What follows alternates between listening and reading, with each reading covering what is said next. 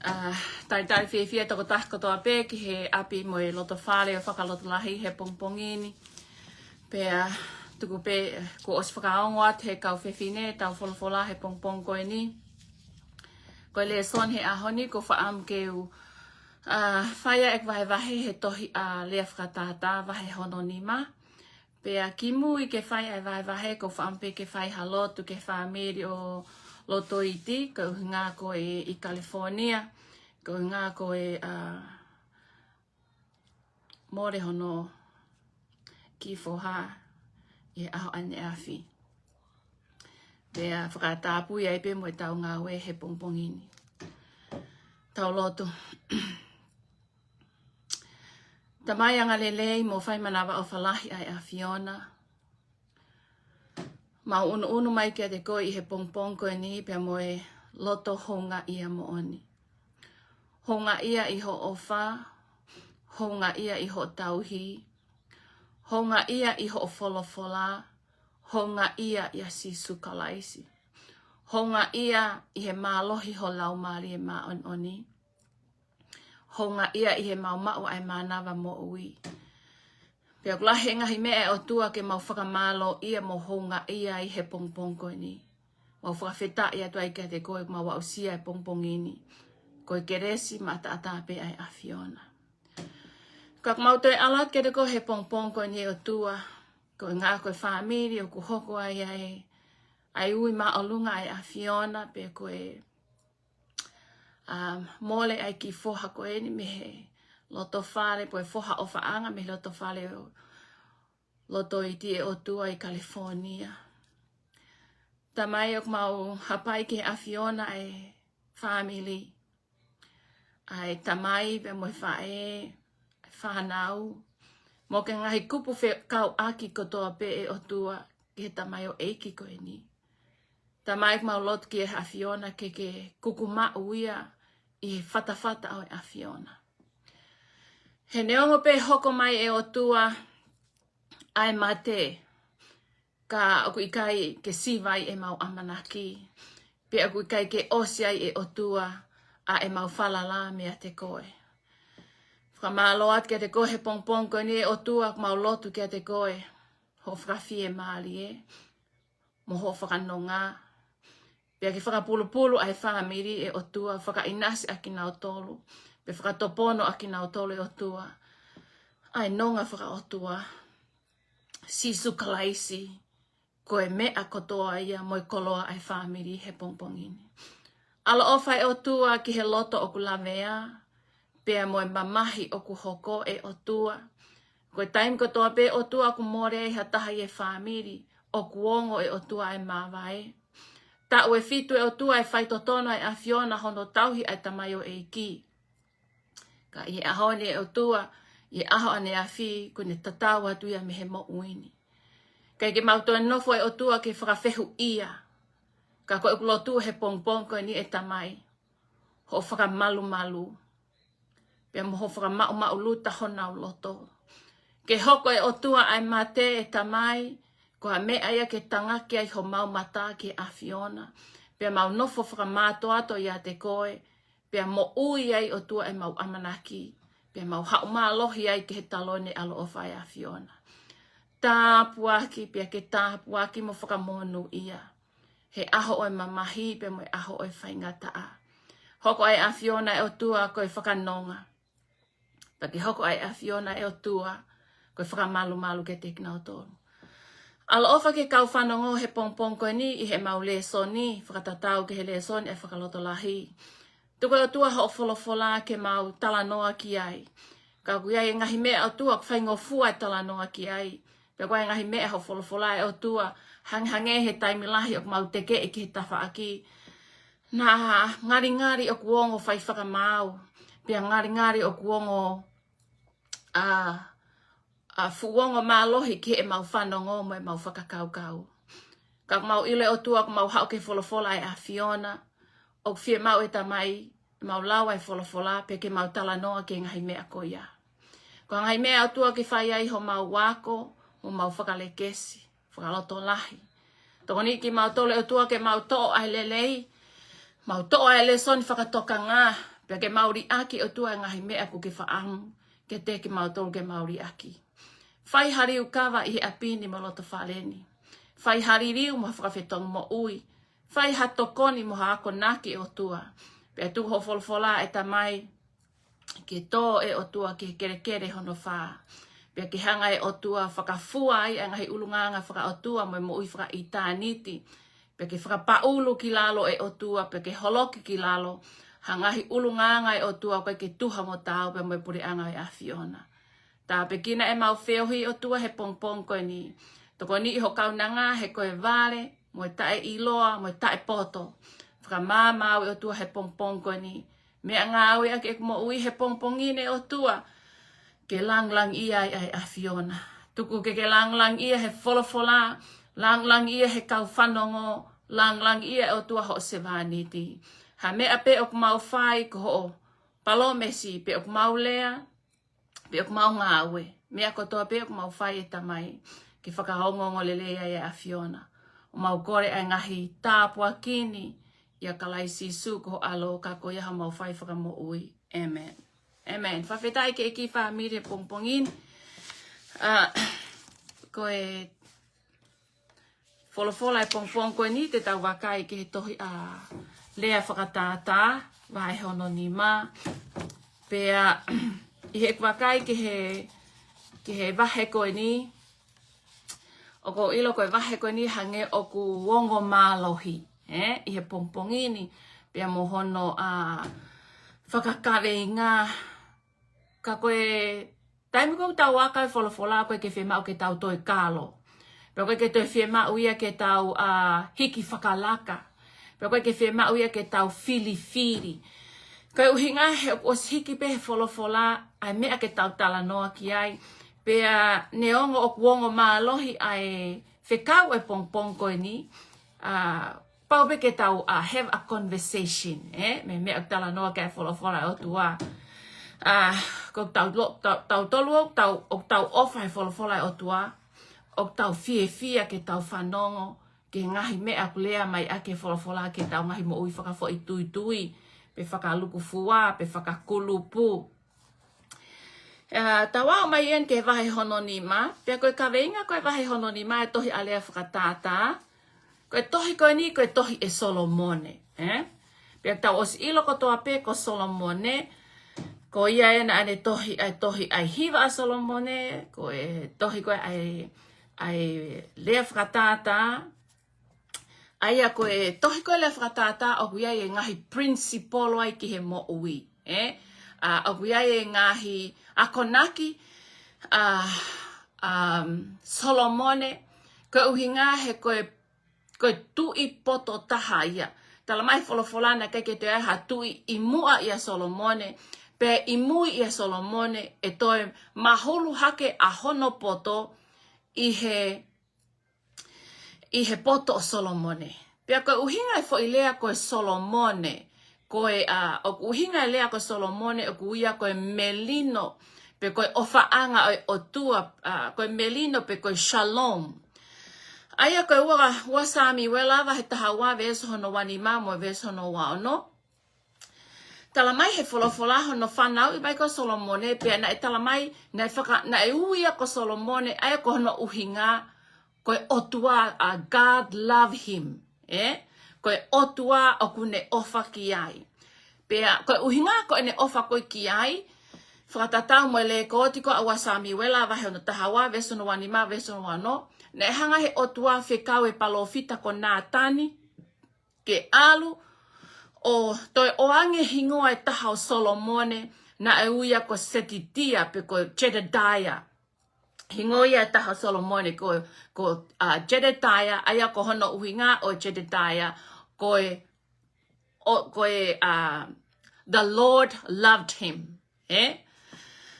Mana tui whoke he ko te vita, ko tangata ia na e hana e tatau hono loto, pea mo e otua, kono uhinga ko ne vave ke whakamole mo e whakatomala.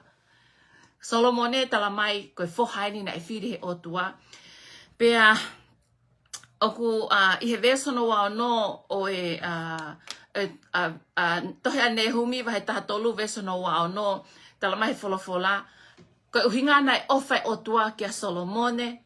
Pene hanga o tua whakaata ia Solomone. Ke hoko koe tu ia o Isileli katoa. Pete tau hoko lewa ke veso no uruaki he pongpongini. Ai tohien a Solomone. Ki hea mana tufok ta os ilo ko Solomone. Koe tangata ia na e tokolahi hono ngahi mari. O whaanga. Pea moe ngahi mari whakakatoa ki nau tolu toko tahawhe. Sai, pa kou tui e hiki e Solomone ai tohi lea whakatata.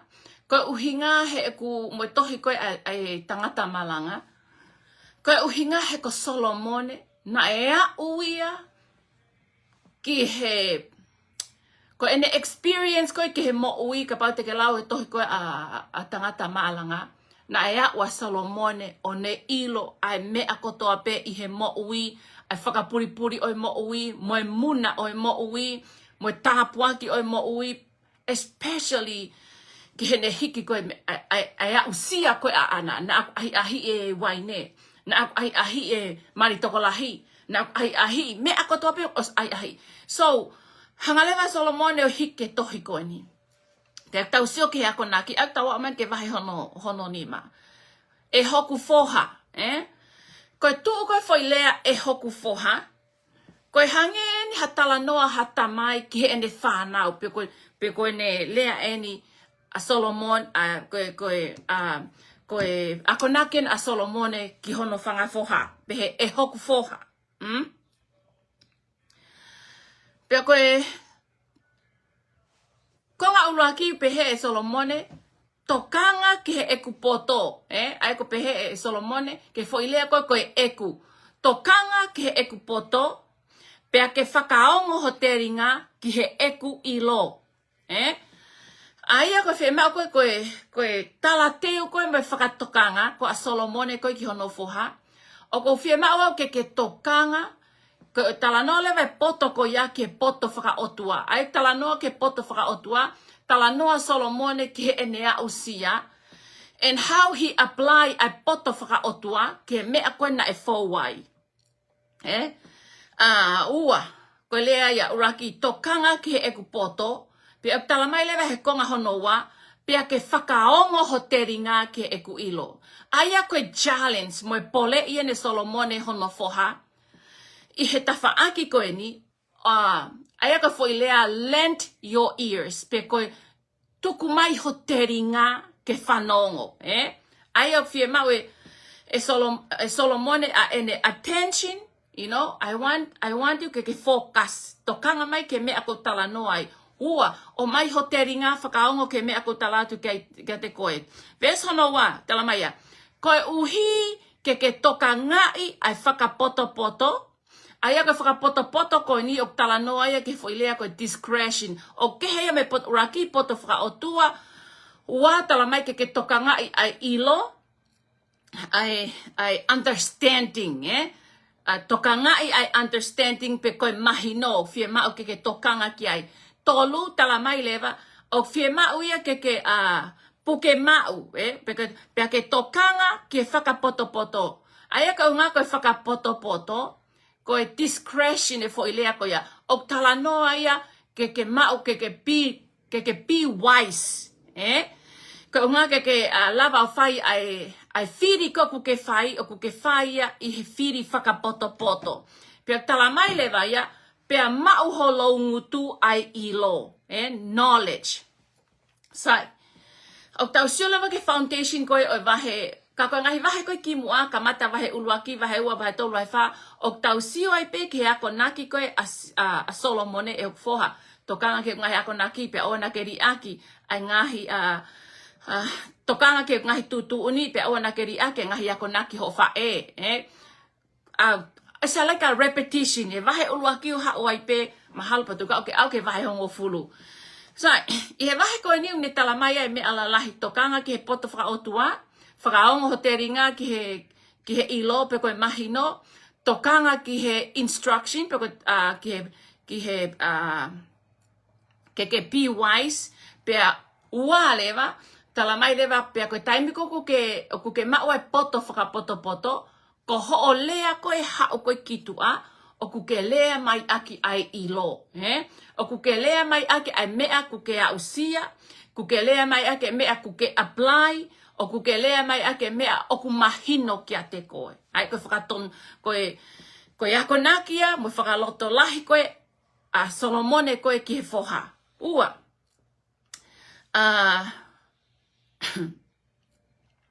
O uhinga koe ai ako, i he toko alea whakatata wahe wawha o pehe, koe mea i he poto o ku langa ai whare.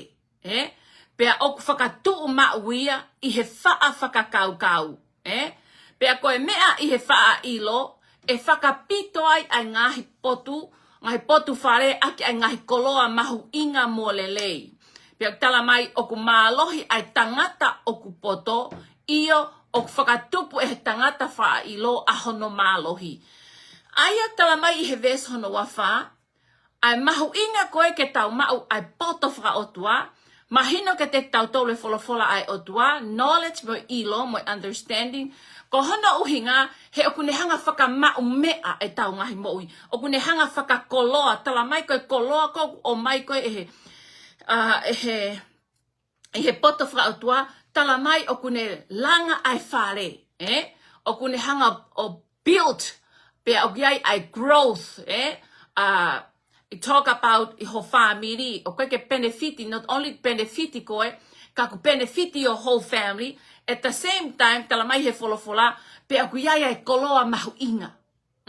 Pe koe koloa koe niu ki tala noa koe unga ko ha koula moha siriva. Ia, o koe ngai tāpuak whakamateria ai. Ka koe uhinga, koe poto whakaotua, pe moe ilo, moe mau koe oe ai poto whakapoto, pe mohono puke, tala mai o kune hanga i he lea kune hanga preserve, o kune hanga whakatolonga ho o mo ui.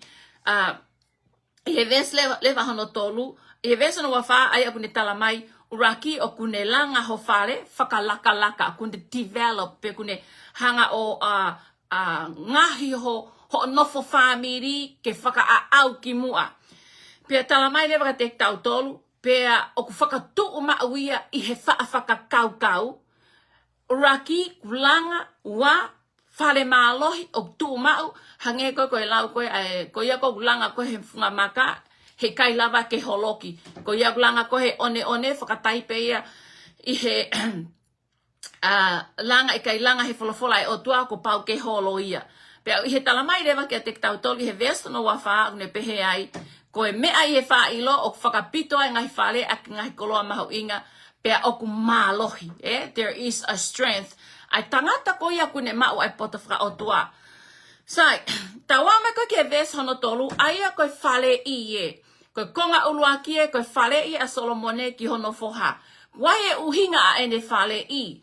Aia lewa tala mai tokanga ki hengai me ani, e tolonga i ho whale, e tuu mau ai ho whale, e lelei ai ho nofo mari, pea e fuoloa mo tolonga i ho nofo whamiri, ko hono uhinga, he o kuke puke, pea ke tokanga ke ngahi koloa whakaotua koe ni. O kuke tokanga ke poto whakaotua, o kuke tokanga ki he ilo, pea o kuke tokanga ki he poto whakapoto, pea o kuke tokanga ki he mahino.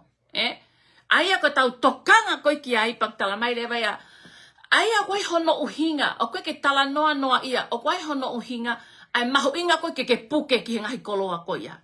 Ko hono uhinga he mui me ko he vesi hono tolu, I he vesi hono tolu, o ku kamata le vai ke ne hanga o mai ke te tau tolu, ai uhinga, ai mahu inga koe ke puke koe ki ai. Tala mai lewe wholofola koe uhinga, he oku toi ai lo ngutu o whewhine muri, o hange koe nge esi o honi. Pe oku mole lahi hake ia, I he lolo a hono ngutu. Sai, aia koe konga honoa, o tala mai, konga uraki e kune challenge ki tau tolu, tokanga ki he mea koe. Konga honoa, o ku ne give us the reason, o ku ne explain ke te tau tolu, the reason why you should hold on ki he poto wha otua.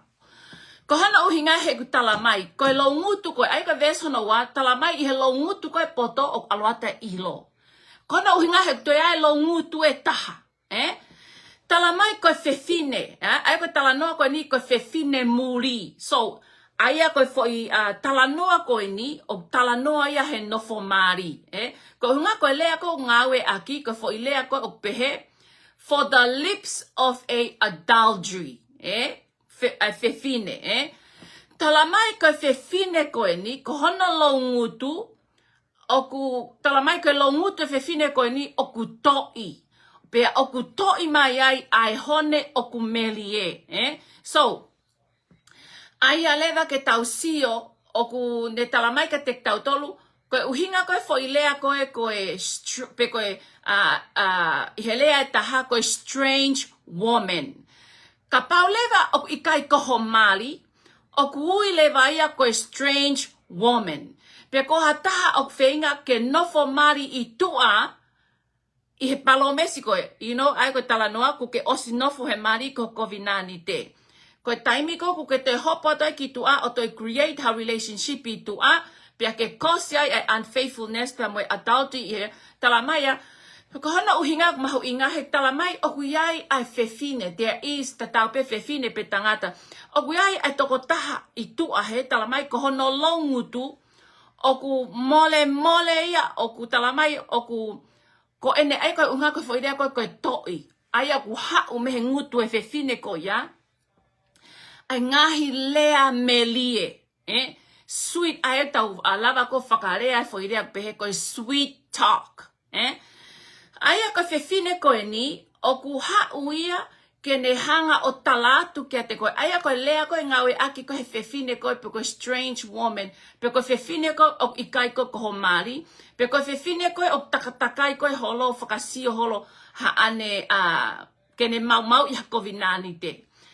Tala mai koe weapon. Aia koe weapon koe ai fefine koe lea. Koe lea. Pea ihe lava leva he fefine koe ia. Ke tafe mai me hono longutu. Ai ngahi lea o kuongo melie. Ongo lelei.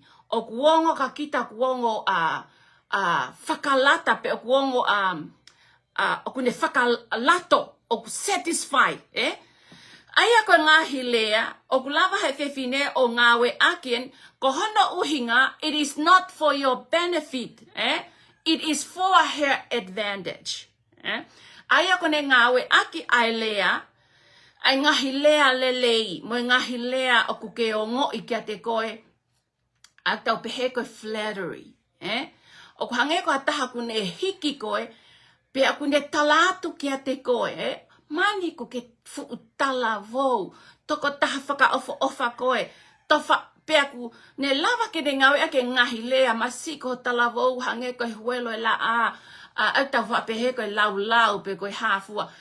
Pe aku hange aku over emphasize a ene lea, Pe aku whaangawe ake kakai tangata ke uhinga ke FAKATOKANGA. But you know, koe tanko kulea pehe ai hataha kia te koe, It's not a reality. O wiai a ene asenita ia a ana, he oku tuli moi mai ia te ia a ene fie mau. Aia kune hanga lewa o atu ai ngahi lea ko ia, ke hiki koe, kono uhinga, kone hiki pe koe ku hange ku ke nofo koe he mahina, pe koe langi hiva, pe oku ke ongo I lewa e koe ia, o koe ke te aha taha tatau mo koe. Koe uhinga koe ngahi lea koe ni.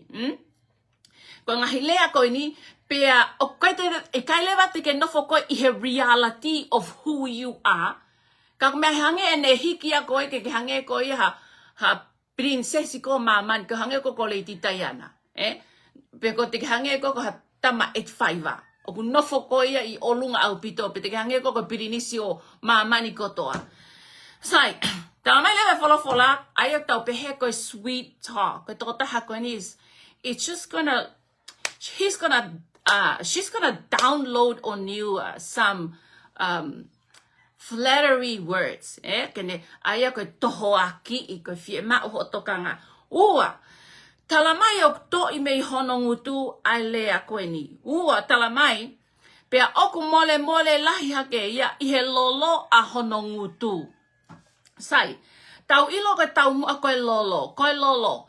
Ka pau e te sio kotoni magula he lahea. Pea mai me I lolo whakangingila aki.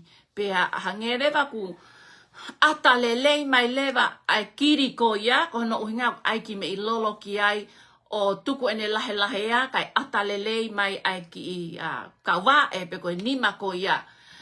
Aia koe lolo, oku pehe tala mai koe lea ai fefine, not only oku ne lava o sweet talk, oku ne lava also very smooth, very, very smooth a ene lea. Oku ne hanga, oku hange ene lea hataha kune a mohi koe. Hange koe a mohi koe e tilila koe a Samsoni. Kono uhinga tamai he folofola, oku so soft, a ene hanga koe o mai e ngahi lea ko ia, pe oku ne o mai e whakaukau, you come alive, Ka pau ko whetaulaka o mai whiwhine ko ia, ko toko taha ko ia, o tau pehe ka toko taha whewhe ko ia. Oku lava he whiwhine koe ni, o whakalolo tangata koe, oku aki ai ngahi lea, ke alu peia, alu mai whakalahi. O te sio rewa ki ai hange ma ui ui. You know when you speak kind words and good words towards somebody, ku ke sio ka te nau toku nau mali mali, or they blush, pe ku nau ma ui ui. Kona ngā koe lea koe mea mālohi. Kaka uhinga ngawe ake whewhine ai whaiva o lea, pe moe taanga, pe koe hiva. Pe aku ne hanga eia o reawaken, ai emotion, ai tangata ko ia. Pe aku ne hanga eia o lifi tangata ko ia o tukuia ki o lunga. Ke tukuia ha. Ko hana uhinga, it is not because oku kea ke tangata ko ia, pe oku ofa ke tangata ko ia. Ono hiki iko tuku koe ki o lunga, ko hana uhinga, he ku teu ke hika aki ki lalo o tāmatei, he ku iai ene personal, he ku iai ene selfish desire. O wai ene desire ia a ana,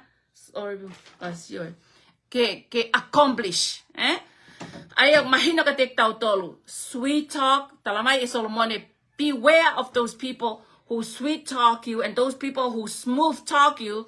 He ko ane talamai lewa ihe ves hono fitu ves hono watahau pehe. Na ane whakawai ia aki ai ngahi lea mata lelei. O ne mau ia i he whakaolo o hono lo ngutu.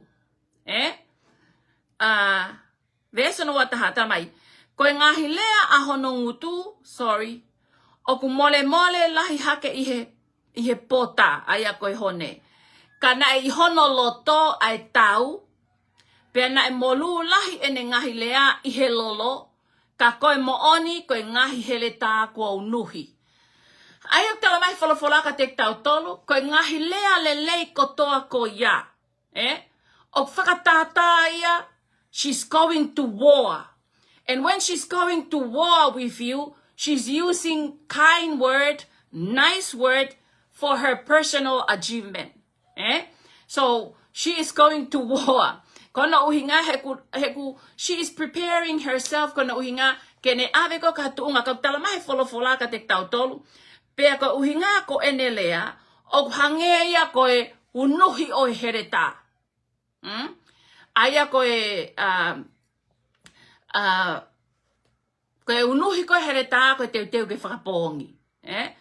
So most of the time, o lava he kakai konio create a relationship, pe o nau lava e nau tolo ma'u hatokanga o hakakai ko nau os ma'u whaamiri, pe ko hatalavo, ko hana uhinga pe koe taumua, she's going to war to get what she wants. Also, she's gonna draw the sword. Tuku ikoi ki he, ko hana uhinga kai ha, ka toki ka aki koi ki lalo pe koe tuku koi ki olunga ake ngahi rea rei, kai toki ha, kai toki takoa koe reality a une lea rei koe hereta ia kia te koe. Takoa koe uhinga koe o ngahi taumua, koe hereta ia kia te koe, pea koe tau ia kia te koe, koe mate ia kia te koe. Aku lea kia e tohi ale tata vai fitu tala mai, ko hoa o pe ka hatuunga pe he hono lif koe he whewhine, he tangata pe koe whewhine ko ia ki olunga. Tala mai le vai wholofola, Pia na ane hanga whakawai ia. And this is how she softened the blow. She softened the blow. She's bringing you to your knees. She's bringing you down through those emotions. Pia talamai lewa fola. Pia ihe ene o kune hanga whakawai ake ne ngahilea mata lelei. Pia talamai, vesono wa, koia na e alu mui lewa ia o hange koe pulu ke tāmatei. Pia hange koe vale ki he tautea o e akau whakamau vae. Ka uhunga he koa o pe ka tuunga pehe. E foi hai ko ia. Pea mo foi apu ko ia. Ta mai folofolaga te tautolu. Pea kuke holofai pe. Pea kuke vai ai pe kuke osto ko ia. Koe mea pena uktoi koe kia te koe. Ko ho surrender. Kuke osi surrender e koe. Pea kutoe lewa talmai. Pea kuke mui koe he fine ko ia. O ke whakakaukau. This is a good life. Makes sense. What she said to me makes sense. I never met anybody who lift me up like that. I never met somebody, but down the line talamai, pea kuke mui ai pe koe hange koe ke hange hasipi o kuteu ke tāmatei, pea talamai fola, pea kuke ai kona uhinga, you will have no brain, you have no thought, you have no nothing. You don't have nothing to say because you are gonna convince you to believe. Once you believe her, you become her victim. You become her one of her client. Yeah? She is speaking from experience. She know what she's doing. She has so many customers, and she exactly know what she want. Because so many people or bring them down. Whether you are rich man, poor man, or great man, or noble, or governor, or a king, or president, she knows what she was doing. Ayago warne a Davida. O fai meko ka tek tau tolu. I he sa many ma iyo. Okay, talamai ka tek tau tolu. Kune uluhi ai heleta. Sa many ma. Sorry, verso no wataha. Sai, tau hoka te verso no fa. Tamai fola. Ka optatau mo kona I hono iku anga o masila o hange ko hereta whakatou mata. Sai, ko kamata anga, it looks so good. It feels so right. It feels like you find the lady of your dream. It feels like you've said to myself, man, I finally find somebody who is, saying the truth to me. Kau tamai fola komo kamata anga, komo kamatai, komo beginning e homo journey, or what you kuke surrender, kuke believe. Kau talamai veskoni pa ihongata anga, In the end, o kutatawia talamai pe moe kona I, koe iku anga, o talamaya koe kona I. So you started out good. She mess you up. You are broken. You don't know what you're going through. You are confused. Remember ka tokotaha ko ni pagtalamay ko iku anga pia talamay ko kona I o masila o hange hahereta whakatou mata. Uraki teke iku pia teke inu ai nunua o mea ko ya ko mamahi. Teke whakaiku ke mamahi pia teke whakaiku ke mate. He kona uhinga talamai koe masila o hange koe hereta whakatou mata. Aya ko hereta whakatou mata o koe ke toe ha mea ke hawai. Koe te ke toe hao koe ke ha, there is not a space for you to wiggle out of that. Now o kune trap you, now o kune ma'u koe, so you cannot move because ko hereta whakatou mata, E whakatou mata ia ko te ke lava ko come out of it. Pag talamai lewe fola. So, o hange ko hereta whakatou mata. So, at the same time, you see ha whewhine o hange ha hereta whakatou mata. The experience will be hange ha hereta whakatou mata kia te koe. Also, that woman o hange ha hereta whakatou mata kia te koe, she's a bro, and she's professional. And she know how to play house. She know how to be whatever you want her to be. Why I like her because sometimes what you want me to be. I can be whatever you want me to be. Yeah? So, verse anonima, tala mai folofola. Aia ko tau tala noa ko hono ngutu. Ngutu koe fefine FE'AUAKI. Ua, tau tala noa ki hono vae. Tala mai folofola, ok aluhifa hono vae ki he mate. Pe ok whakatau atu ene ngahi laka ki heri. Koe vae o fefine koe ni, ok ne represent a hono fale mo ene lifestyle. Koe maui ai fefine koe ni, ok tala mai he folofola, ok hanga tonu pe ki he mate. So, keto, ai ku keto i he ngahi lea. She also got you trapped, and now she's ready to finally kill you. Ta mai folofola, koe hala koe ki hono api. Her feet go down. O alu, ai koe tamai koe fefine koe ni, koe ne tau mua ki ate koe, o koe ki ave koe ke mo'ui, o ne ave koe ki lalo ke he mate. Pe tala mai leva, pe e whakatau atu ene ngahi laka ki heri. Aia koe ha, koe mea katoa pe e kune whai, o koe ki whakatau mua ia ka harerei. Ko osko pano i pe ene mo'ui anaia, ke alu pe me he kovi ki he kovi, kovi ki he kovi, kovi ki he kovi. Sai, vese hono ono, tala mai ke te tau tolu. Pea teria na ake whakakau ki he hala o e mo'ui, o ku whakawhihi e ia hono ngahi aluanga, ke oa na ke ilo ia. So, sometimes pa ke whakakau ko ia, Ko fefine ko ni, that, tamai, lest you bother her path of life. Hange ku ke nofo ko whakakau loto, ko fefine ko ni is a good woman, is a good lady, because, she seems to respect me and she seemed to know how to make me feel good and feel better.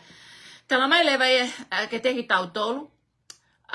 O na ki whakakau koe o guai halele ia tea. O te ke nofo whakakau loto. O koe path o hanga fefine o tofa hala ki he mo'ui. He talamai he veski mua o ku hifo hono wa e ki whaitoka pea o ku ha alu hono wa e ki heri. So, that means you need to give up any hope that she's gonna do you good, that she's gonna automatically change and give you direction and love life. Tamai folofola he no. Kona uhinga ko ha. Talamai, her ways are unstable. What is mean ko fefine ko ni is mentally ill, is unstable. She is confusing. She is indebted. The word according to what you. Ayong talamay ka fefine ko ni. O ikai ke maya he me akune fai. Pe ko tangata tau ai pe ke fea loa. Ko fefine ko ni o mentally ill. Ko hai mentally ill like he akune pole ia. Hono mau e no fo family ahai mohai. Pe o hange ha ane me atau. Kene ai pe hataha o go against her way. Then that's her weapon is to reach out to steal somebody's husband. She's not well in here. Ko how na ko ke well like in here. Ko hono uhinga talamai folofola I he tohi ko whakahava he nima. Sorry. Tuku ke usuang ki ai. Ai uhinga ko hono to. Talamai folofola. Ko uhinga ko mentally ill ai toko taha ko ia. A ves no taha iwa. Ko ilo pe ves na it's not only that it's a spiritual battle. He talamai ko toko taha ko ni na aneli aki eia ai fuakava a ana moe otua. It's not only unfaithful ke otua, pe ikai ke whanongo ia ke ako naki ene mātua. So whatever she thinks is right, kapau oku ne pehepe ia oku kapau te ke taut ko mo pleti me akai. O waha foi a pere moha foi pea moha foi o haupe fifine ko ya o halaluku ho pere tio toho me akai cause pak tau ilo leva ko fifine ko ya something wrong in here unless she's the best friend, unless it's somebody closer to you. But if a stranger hange ko fifine ko ni ku haupe ya toho kai ke mo maheni kai te ke ilo ko hauhinga pehei tala mai folofola she's not well up here. O mentally ill, unstable. Okay, ke uhinga ya ku kakona uhinga of mentally ill, but spiritual is sick. Kona uhinga he kone sio ana kene hepiti. Moe mea koku ne fai, o koe ki whakakaukau ia ku kovi. O koe ki whakakaukau ia ku kovi because she is proud of it. She is proud of it, of how many clients she can bring down. Verso no fitu. Talamai leva Solomone. Therefore, hear me now, my children. Aya leva hanga eleva Solomone whakautaha. Ko koe moau ko talau e vahe koia, o takau tau e whanau a Solomone. Talamai Solomone, okay, instead of just speaking to my son, I will speak to all my children. And kapau koe kakai tau tolu tau lau tohi tapu, o tau kau tau tolu koe whanau ai o tua pehem. Hear me now.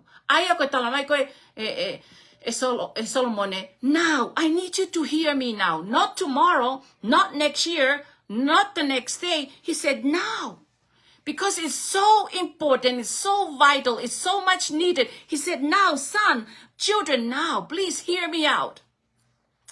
And do not depart from the words of my mouth. Whanau, ofa mai owa, ke mo whanonga mai ke te apea, owa na mo he me ngahi lea o hoku mutu. Aia kona ohinga, do not wonder. Ke loko mea tau he ai, o tau he, pia tau mentally ill o hange ko whiwhine FE'AUAKI, ko hana uhinga ko hea, o ikai ke tau ilo e palomes ai otua. Pia kai ke tau ilo ai me au toton ke tau whai. So it causes us confusion, it causes us ignorant, it make us prideful. So that's why what happened. So we don't care. I don't care. You know, that attitude, talamai, it's so important. It's vital. Ke tau whanau. Do not be proud of it. It's not something to be proud of it. Tamai leva folofolaka tek tau tol. Leva tata vai ragi hok foha. Whanong ki ako nak ho tamai. Pe o nakeri ak e whikau o ho whae. Koe uhi e hoko ia. Koe teunga lele ki ho ulu. Moe ka hoa ke tau tau i ho kia. Sai. Talamai i lewa palangi o hange ia ha keresi o whakakeresi ak ho whakakaukau. So it speak about pia moe kahoa o tau tau hokia. So it speak about a invisible and a visible. Aia talamai o kune ihe poto whakautua mangai mea o kune ngahia ke tau tolu ke tau mao e atamai lelei I loto he. Pia o talamai o visible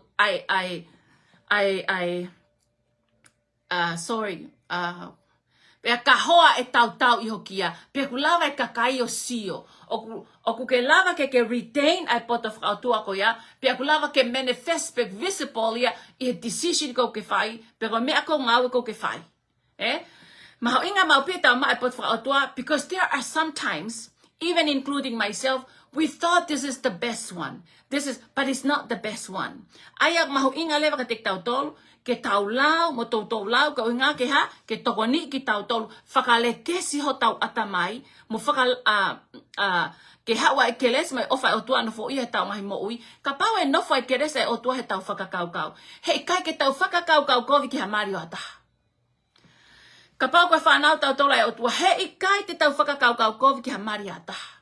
Pe hei kai ke tau, pe hei kai ke tau whai, ha mea I tua. I he nofo a kai ngā mo e nofo a whamiri ke mau ai e nofo ai siakare. Vese hono walu, tala mai rewa te tau tolu, koe hae tāri koe ki ai. Tala mai rewa, ke whakamamao, vese hono walu, whakamamao au pito. Ho hala me ia te ia. Pea oa na ke ofi ke matapā o hono whale. So it talk about the location where she's at. Tala mai rewa, remove your way. So, o tamai wholofola koe te remove he ka kapau koe api toko taha FE'AUAKI o tu pe ai. Talamai, you remove, you yourself, o kuke mai patu whaotua, kapau koe hala koe, kapau koe hala koe hala api finif, takai ko hala taha. O talamai, do not stay away and do not go near. Hange koe lele koe aso sifa. Talamai, you need to stay away from her location. And do not go low. I'm so spiritual. I'm so strong. I can just go by her door. It's nothing happened. But the more you go over there, she starts speaking. She starts saying hi. Then you strike a conversation. Then one day you're you'll linger for 5 minutes for conversation, from 5 minutes to 10 minutes, from 10 minutes to half an hour, to the point that you're enter the house. And that's you a done deal. You're done. So, I tell my, do not go near the door of her house. What does it mean? Do not go near to the entrance. Do not even go inside. Yeah? Tell my, even do not go near there. Eh? Tala mai lewe wholofolaka te tau tolu. Kona uhinga ia lea ko aua timo te vahe wa vesono wa. Puna foki me he hori whakatala vou. Ka uhinga ta ke turi ke ma oni anga tonu moi ofa moi merino. Ia ket nau tolu oku ofa ke e ki he loto maa. Ke ilo ka pau te tau turi te tau pursue. Yeah? Ai mo oni moi ma oni ai anga tonu moi ofa moi merino. Ka pau te tau hangau tau go after those ulunganga whakautua mo on whakautua. There is no need for you to desire to go that way. You are not gonna desire to go that way. He kati ke whakamaariat ko he api ko ya. You will not want to have a connection with them on Facebook. You will not want to leave an open door for them. Remove your way from her and do not go closer to her house. Huh? Unless if you are Jesus, then maybe you go. But mo'oniuk tawo ma lotu, mo'oniuk tawo mai ke eki. But you also know the temptation is real. Sai.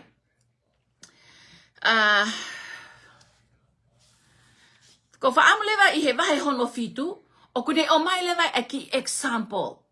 De tau neonga ka te ulawat pe I wahe ono fitu mahalo to kiat o kune o mai example o tangata koe o kuto I e to koe whakatawere ko e whewhine pia koe viwen a Solomone pehe he na aku sio atu me he matapā o hokwhare me he matapā sio ata pia na aku wakai ki he kakai vare pia nau iloi Pea neu iloi I he kau talavou, ai tangata talavou, oku masiva I he poto. You see, tala teu koe ki mua, maho inga ke mau e poto whakautua. Tala mai koe tangata koe niu masiva he poto whakautua.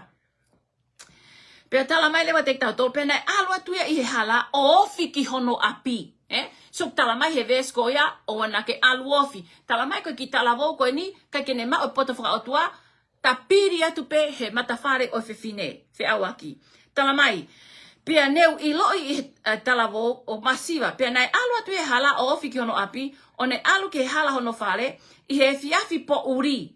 I he po uri. Mo whaka po uri. What are you doing? Going right by your house in the night. In the midnight. What are you thinking? You know? Tala mai. Pia whakawhetaulaki mai kia te ia ai whewhine. O ku kofu. I he kofu o FE'AUAKI. Loto kaka, ta os ilo penga hai kofu whakatawere. Man tuku po uri. But the problem is, why would he go there? Tala mai lewa, ok whaalongoa aia moanga mālohi. Ok ikai nofo hono wae I hono whare. Ko eni oku itua, ko ena ku I ngahi hala. Oku ne toi I ngahi turiki kotoa pe. Pia na ne puke ia, pia umaki ai. Pe I ne mata fie mata mua, na ne pehe kia te ia. O ko maua I ngahi fuaki whakalelei. Pe ko whakamo oni ke ngahi fuaka wahe ahoni. You know what she say? She got this young man and then she just show affection to him. She just kissed him. But then she started lying. She said, oh, I have been praying. I have been praying and finally God answered my prayer. You are the answer to my prayer. Yeah? Ko ia ko hawai keta FE'AUAKI mo koe, ke kumi ke whainga ki ho mata, pia ko eni ko mao koe. You know what she's saying to him? I know what you're looking for. And what you're looking for, I got it. I have it. The Lord allows me so that I can provide those unsatisfaction, whatever problem you have in your family, whatever the problem your wife give you, I will take it and I will make everything okay. You know, see how strong she come. She approach. She's very calculated. She knows her move. Ko ia ko hau ia ke FE'AUAKI mo koe. Ko teu hok mo he ngā ake a ngahi pui mata lelei, mo tongi whakasansani, mo papalangi lelei me ispite. Ko whakanam kakala a hok mo he ngā ake ai mula, mo alosi, mo sinamoni. Hau ke ta whakafonu aki tawa i he ofa, o au ke a pongpongi, ke ta whakafie maari a tawa i he e ta whai ofa, he oku ikai ke api ai tangata eki, ko aluia whanonga mamao. You know, I think you guys need to read it because I don't want it tokila watupe. He koe ke fie mau. But I tala noa Solomon ke ki example of ne omai te ke tokila the whole chapter 7 all the way through. You will see the example when nature of fine ko ya pe okune whakaari mai ai ngahi te unga whakaari mai hok mohenga e pe whakaari mai ai ngahi. You know e kakai alu ko kakai mari re rei ki nau tolu. Pe ko kakai ko nau poto hono tauhi honau sino. Uluaki pe nau ko unga ko nau tolu ko me ko nau fai ko service ko business. So they have to make sure that their room is ready. They have to make sure that they are presentable. Ngahi perfume, ngahi because they are ready for business. They are not ready to commit, but they are ready for business. These are business people, and you know what? Some of them they mali kakai ma'aulunga hefonua kakai very influenced because they know how to take care of their clients. So not to say ke tau hanga disregard ai ngahi wifey, but mahu inga koe ai ngahi yako koe i he nofo mali i he tafaaki koe o kakai fifine of how you take care of yourself. So enough of that. So tokilawa tu pe koe whakaikiki. Tau hoko at ko ngā gloloa. Tala mai, teria nā ke FE'AUAKI, hoongo lelei ki he kakai ke he, pia mo ngahi tau ki he kakai loto fasi. Ai tala mai folofola, he koe mea koe hoko, ka pau te ke tō i he whewhine ko ia, tala mai, it will cost you your honor. Ai ka pau te ke hoko koe client ai whewhine koe ni. Tene hanga e ia mana tui ka pau ko tangata ko ke nofo society ko tangata ko ilo he kakai ko tangata whakaapa i ko he kakai pia toka i ko he kakai pia nau sio maalunga kia te koe. Tala mai folofola, it will cost your reputation. Whai angepe, koe hanga he whewhine ko ia, o tuku hifo koe me he tuunga maalunga koe na ke iai, mo he tuunga langi koe ki ai, o kune tuku hifo koe ki lalo. Because you are simply her client. She never wanted to, she just want what she want from you, but she never wanted to make a sacrifice or love you or have your children or whatever. So, or trap you or whatever. It will cost you your reputation.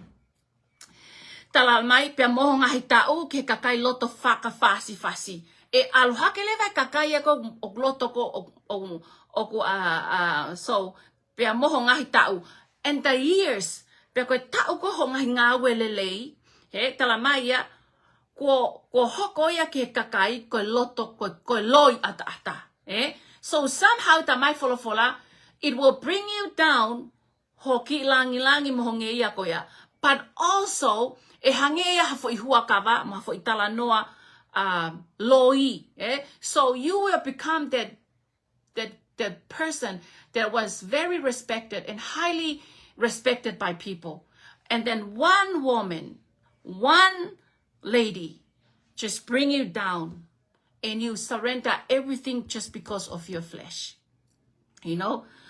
Tau whakahanga pe tau tole folfolaka tek tau tole hingahi ahko ni. Sai, tala mai lewe folfolaka tek tau tole, mahu inga ke ona ke aluofi. Koe palo palema koe ki tala woko ni, she went near.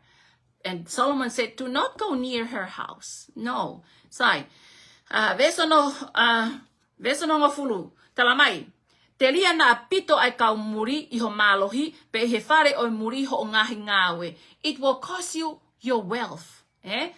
Not only cost your reputation, also cost your wealth. Kona uhi ngā ka, tene kai eia ho o mo'ui, he te ke whainga ki ha, ke whakatolia ai loto e whewhine ko ia. At the same time, you are taking money from your family. You are taking ai paanga ko ke ngāwe ki ho whānau. Paanga ko ke ngāwe ki ho family. So you are taking from your me peleti ho whānau o ave ke peleti o whewhine muli. Because you have to share. Because you cannot control yourself. So you're going to decide to have a fling on the side and have a family on the side. But you end up paying the price for it.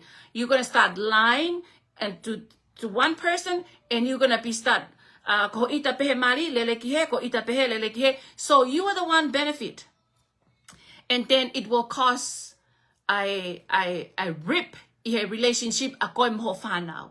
Pe ako'y pe moho kovinanite. It will cost you, talamay, kona uhinga ko ha, you will have to take money or cost you something ka uhinga ke avekiai. Teria na pito ay kaumuli, the stranger that you just know for one night or 2 nights or 1 week somehow has become ko kawia moya ihe vahe ko ho family that you've been married for 20 years. All of a sudden it start going in the other direction. Sai, entala mai leva fola. It will cost your reputation, cost your wealth. It will also cost your health. Vestataha. Pea ke tangi mamahi amui o kayo osi ho kakano mohosi. Tala mai fola ka tek tauto because of that lifestyle. But manatuko, that lady is having a lot of client. When she has a lot of client, you are also vulnerable ke kaya usia hangahi mahaki. Peko he ATC mo vailasi mo hafu nga talamay tike toki tangi. Ay ko na uhinga na ke tike abanaki foki ko ia. E ma ko he mahaki pa ke puke talamay tike tangi amui pe tike tangi mamahi. Hok nga gune kayo osi ho kakano mo sino. I mean, we all see testimony finemotua alu mo tokotaha pea sivia tuk mau he vailasi mau hono mari he vailasi ta ko na alu pe ke ne tala kono mari na step outside pea ha me koko. Not only that he is that person hurting herself, but he also hurting her family, her loved one, because of a uncontrolled moment. You know, it just you give in, you surrender into that. So, and you get sick, and your time and this life is short. Because somehow we're so selfish. We're all selfish. We just want that thing, that satisfaction. So, and my heart just veson tahawa o Yahweh na elahi e kufehi ake ako naki pe na manuki hokuloto ai valoki veson no tahatolu pe na ikai te talangofua ke leo o e kau ako naki pe fakatokanga I hokteringa ke tek na auto na wako ki ateau. So because you are in that position talamai leva teke toki tangi o Yahweh, and then you start to say like, o Yahweh kono uhinga ko hea na aku fehi ake ako naki ua na manuki hokloto ke time ko lea mai ko ngomatu ake tuku alpo uripe lea mahak marika hamea tamai. I despise it. Like, I don't want to do anything with it. I don't want to hear you. I don't want you to lecture me. I don't want you to tell me what to do. Talamai tike toki pehe o Yahweh na elai e fehi ake ako naki pe na manuki a hokloto ke valoki pe na ikai ke talangofua ke leo o hokau ako naki. How many people you hear teaching this subject? Maybe your pastor preach about it. Maybe somebody talk about it. Maybe myself, including, speak to you about it. And then he said, nah, nothing happened to me. It's not going to happen to me. No way. I'm too careful. It's not, nobody will know. And then you are, inside you are, Faifekau ko te ke tari ko ke hawa taho o tokoni ko he FE'AUAKI ko ia pakapawe alu ko ke counsel, marriage counseling o ko ke focus ko ia ihe ke mo mawai ke mo move on instead of try to reconciliate and work hard to bring it back. Yeah, o ko pe nga mali lava ya o lava pe fixable, but because they want the easy way out is just, you know, let's start all over again. Let's just. And then they go start all over again, but the children is struggle because they're going to be introduced to a different environment and a new environment, and they are the ones suffer. So sometimes they're going to have to repeat the same thing because what? because that's the normal that they see at home. It become a repetition down the train, because it does happen. Because we don't choose to make the sacrifice. We don't choose to work it out and work hard so that we can come up. Pea moha iku anga okulele sai. Tamalewa for tek tau tol ko hokot pe.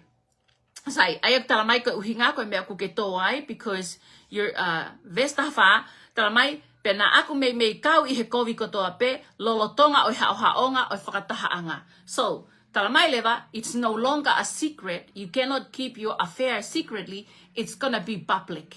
Yeah. So you think you are too careful, and you think you are too smart, and you think that you are okay. Secretly, you think that, but you know what? Because of her character, she's gonna boast it. She's gonna make it public. She's gonna embarrass your wife, everybody, because she thinks she's so proud, and she's so proud of what she's doing. She's gonna boast it to hurt you. And then you will be in the battle. You're coming back, try to explain. You will get caught in that fire because you think you are too safe. I am safe. I can hide it. But then it said it will come publicly. This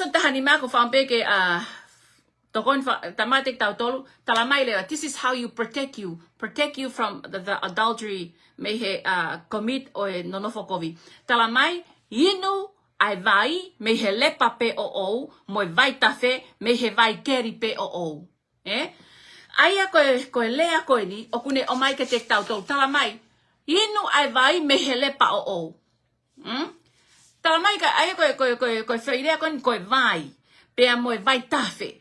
Okune hanga e ia whakamatalai ai fie mao ko he otua he ko vai mo vai tafe o talanoa kia ai hiva ko a Solomone o whakatata ai vai tafe mo ki he ai whakatata ai vai tafe pia mo vai ki he sexual intimacy kapate ke lawe hiva Solomone pe ko tangata malanga no hiva Solomone o pehe ai ko hau ke e kungowe ko tāna ki e kumula mo e kukakala. Kua kai a e kuhone mo hononge e si. Kua winu I he e kuwaine mo e kuhua huhu. E hoku kāinga ke tau kai pea inu iyo ke inu lahi aki mo tolu o kua o whai. Ka tala noa na Solomone ki hono ngahi o whaanga. Ki hono o whaanga. O tala mai inu pea kai ke lahi. Aia aku ke o whai. What is he saying? Enjoy your wife. Pero talamai leva. He ko fam ke mai ai lea taha ku ne ngawe aki. Ke sai e fa e tangata pe e tuli e. Aia ko symbolic, So you do not talamai ino ai vai pe mehe lepa o. You need to look into your wife and enjoy it. Enjoy the intimate that you have from your own. This is your covenant. Stop looking out there. Stop looking out there for something. But you know what? O whaahok o whoke ngahi mau pehe. Ko hono uhinga, ko tae tokanga, ko dishonesty, ko ikai kakani iko ke mahino ka teknau. But God created intimate within ihemali is something sacred and something to enjoy. And talamai the one that oku ke ofa pe aku ke ofa lahi ai. Talamai leva. I he tohi ko alea whakatata vai hiva veson taha fitu talamai. Koe vai oku kai haasi. Oku meli e ia. Pea oku ifo lelei ai ma oku kai whakafufu. So symbolic. When you are enjoying somebody else's water and somebody else's bread, you are eating it secretly. It's a stolen water. You steal it. You don't have a permission to have that in intimate. Talamai fola ko kakai to lahi ko how ko inu ko vai ko kai haa or are you enjoying somebody else's wife? It feels so right for them. Or you have an intimate relationship with somebody that's not your wife and you do it secretly. It feels so right to you. Ka talamai to he pelu wa ta tolu ve sono fa ko whakamau unoho moe mohenga tae uri o leleia ke kakai kotoa be. Talamai ke ona uri iho mohenga. Ko taimgo ke mari ai ona te o mai somebody else. Talamai ka ko kau FE'AUAKI mo kau tono fefine e whakamau ki nau tolu he otua. You know, just throwing in there. So that we don't go around and justify people for their behavior, because we need to look at what the Bible said. What does the Bible say about what does the Bible say about the church? What does the Bible say about lying? What does the Bible say about jealousy? What does everything the Bible? If anything's wrong with your character or if you're happy, just come. And you can see your true condition. Talamai leva, ke tafe atu ho ngahi mga iwai, moe vai tafe o ngahi vai ke ngahi hala. So, o whatalanoe no pehe, ko hono uhinga it's like ko whanau, no. O talamai e ves ko ni, hiwa vai wha ves hono tahanima, talamai ko mata vai ngō we, ko ngahi vai ia, ko mata vai mo ui. O ai o talanoa ka te tau tolu, so that we commit sexual sin is to pour this beautiful river into the street and public square. What a waste. Aya ko language ko nagtalamay because she likes a water. Ko fifine hange Hawaii. She satisfied desire.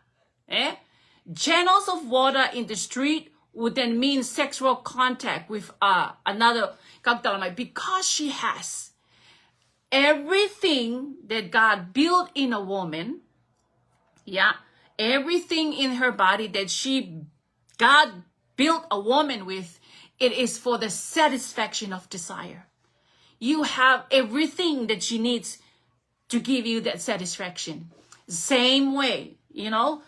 So, we know that I don't want it to be, so, talamai leva, ke tukuia ko mea aupe, pe oa na kawai mohamuri. Talamai, koe matawai ko ya, koe mea ia aupe, Let them only your own, and not for strangers with you. You do not, you know, ko kakai ko FE'AUAKI, o nau alko nau mari, pa nau tui alpe ko nau boyfriend, o nau alko nau ex, o tau feleleaki ai. Talamai hen, let them, uhinga kakai be only your own. She's only for yourself. It's not for her to rent out. Rent, you know, people who rent themselves out thinking they're so great, so they no. Do not and not for stranger with you. You do not tell your wife ke mo hange ko free some to invite my hakakai ke mo fai e ngahi ulunganga ko ya. Talamai is only for you. Don't do manipulating agony. O ale ay ngo matu ako o fitalak me ngo matu ake pe ako na fetongi, you know, I don't know, I forgot what is it called, so it's become a thing, you know, ako mohemok mari alata mohemok mari, so oku na fakatonua, maybe they're bored, I don't know, so but this is the my okay kito ave ka stranger with you. Tukuia ko mea au ko mari o pe oa na kau moai mohataha muri sai ta malu talamai ke monuia ho matavai pe ke fia ko iho unoho aia na ke mau iho ke talavo talamai ke monuia ko monuia ke fia he ki matavai ko na o ate o tua ko ke te ko aia na ke mau ko ho tal ko ho ke talavo ko ho mari ko na ke mari moia ho ta fitu. Sorry, ho tau ta hiva wa noa wa taha o aloi. Tamai ko mari koe o kuke satisfy ai he ene kei fine mui. Koe mari tatau o toton ke satisfy ai au ko vai. A o pe ke vete ki moa he mate. O koe ki talamai a he, ko hongo i pe koe ke te fie ma o te sio holo koe ke fetongi. He koe nofo mari koe ka whaha fetongi suai, he koe ka whare koloa, ke alu ko rendi ate fuka koe, ka hau e kaya koe, pe te alat ko o ate siripa koe mo tua hau siripa fo o. That's ko mamani a mena u fonga, ko tau tolu ka kai lotu, ko pau ke tau ha, work hard ke tau nofo mari, pau ke tau wako ke tau faithful, ko ai ngahi me ai, because it's not paradise. ka koe tau mau ko e eiki o tau lava tau tolu tau tu mo tangata ko ya o lui e pe ke ha vete he mate. Because it's not always about the physical, but also the journey of having a company, a companion, a helper, a conversation, somebody right by your side who trusts you, who know you, who been there and see your ugliness, who been there through thick and thin. It's not only for the sexual satisfaction. So you know what to do with your marriage. You have to be creative and talk, have conversation, and do not allow boredom ke hoko mai ke mea. Sai, beso tahi wa, ke tatau pe ia moe haini te ofa, moe ka seri whaka ofa, pe ke fie maali e mawai pe ko I hono fata, pe ke whaka fie I ko I aho kotoa pe I ene ofa. Tala mai, ke te tau tolu, ke tatau ia moe haini te, ina ko haini te ofa ko hosio ka ha, koe ka seri pe koe, it's the young, Let her youth, let her youngness, ta mai, pe ke fie maali I hono whaka ofa, pe mo hono fata, ke whaka fie I ko I aho kotoa pe I hene ofa. Ta mai fola, she has something to offer. So, put your face in that chest and, satisfy yourself. That's what it say.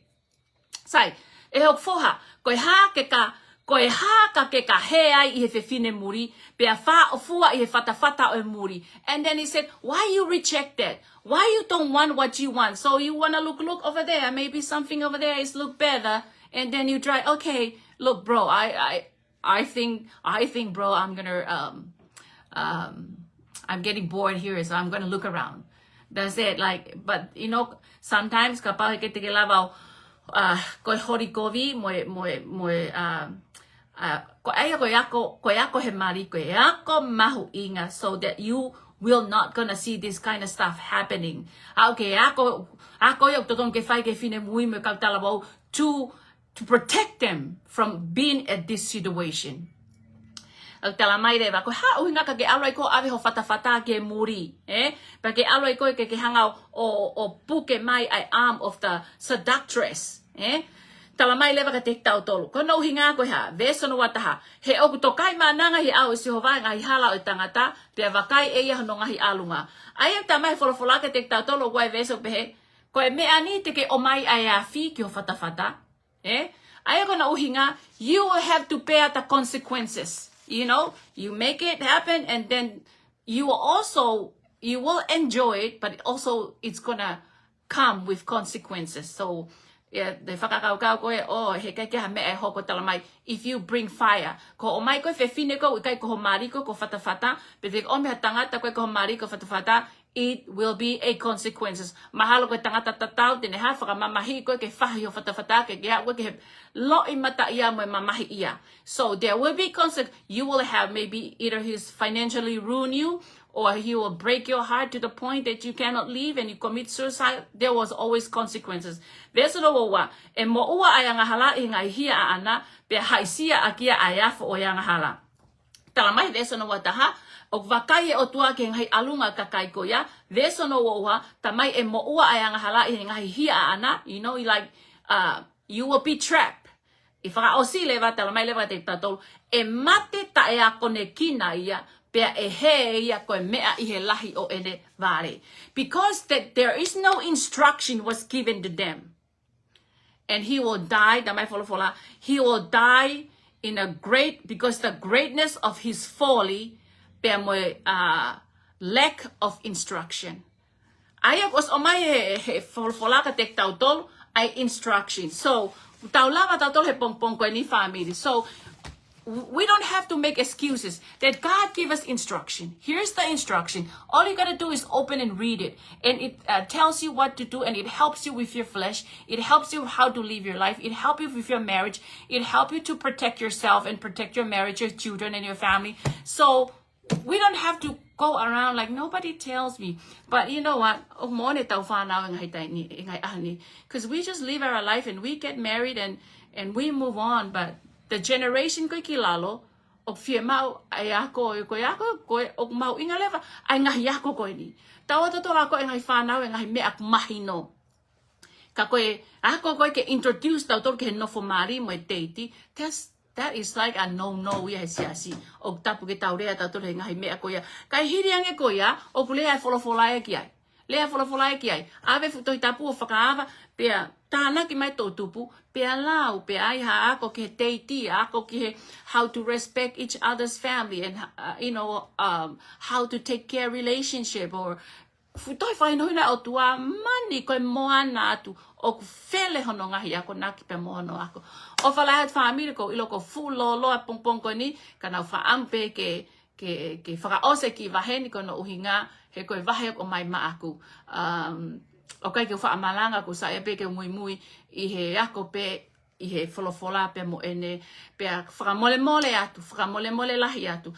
Ka pau o ki ai ha lea ia moha whakamatala o ku hange ku ki ongo mahi pe ka kuau o ko loto pe ke ure ake mea ure ake wholofola. O koe ngahi wahe tau fia tau tau ke tau tala noa ke ai. Pa koe ngahi wahe wholofola hange u te mamae, pe ku te iri fia, pe hange u te ki holo mui, whakakau i aka pe te ure ake pe ikai.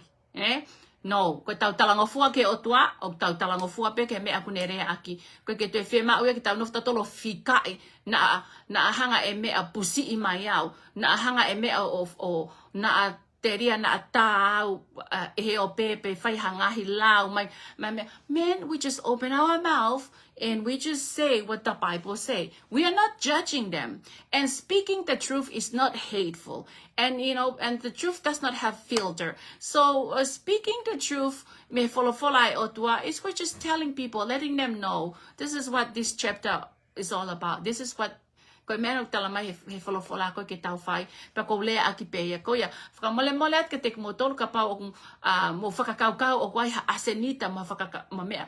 Wholofola e aho ni, koe nei o mai a kau, ke wahe i he tohi a lea whakatata wahe ni ma. Pea te tau whakaose pongpong koe ni, pe tau mātukua te pongpongin, whakatawange pe, ke laki ako mo a pe au, tamako wahe, pea tau wako katoa whakalukufua. This is not for specifically for any people. It's only for everybody. Kia te koe, pe ku ke mo ua he tafa akoia, pe ku te ke mo ua he tafa akoia, but both o mai e whakatokanga. Kia te koe, pe mo au he pongpong koe ni. So, tau lotu. Ega mo whamalo, mo whawhetai at kia te koe he pongpong koe ni, tā pe kina hau wholofola, whakamonu ia ngahi loto, eki, pea oa nā tuk mau tolu ke mau mamae, ke mau rea aki ai ngahi lea ai a Fiona. Mau tukulolo at kia te koe o tua hau wholofola, whakamalo, ho whakamanatu, mo whakatonton mai, kia te mau tolu eki, te ria na mau tō ke whaingataa, kua o stoka mua aho o whakahino, pe boho o whakamama. Tā pe kina Faifekau e o tua, o he Fakalotolahi, kai uma ai kau Faifekau katoa pe o tua i he platform, pe he whoke kau ngahi whae matotua, mo ngahi whae iki, i he apini ma loto whale ni. Tāpe kina o tua kau whine mui mo kau talawo au sea e mau whanau. Pe whakatek nau tolo e tamai, nau whakaata, ke nau kau mai i he Fakalotolahi he pongpong ko ni, pe nau kau mai i he whanong ho wholofola. E ki tuku ho wholofola, ko here tā whakatau mata ke te mau tolo, pe ak mau tari kotoa pe i he pongpong ko ni. Mau lot kere koe tamai, whakamole i ki mau tolo, kau gai hatapa he mau mo ui e o tua ku ke awhioi, o ku ikai ke tuha, pe lelei, pe tāu, i he mau whakafotunga kia te koe. Tuku ke hanga waloki ki mau tolu, whakatonton ki mau tolu e o tua he pongpong koe ni. Pe ke mau pe koe a langlangi moe whakamalo, moe whakawhetai ai ngāwe e pongpongi ni.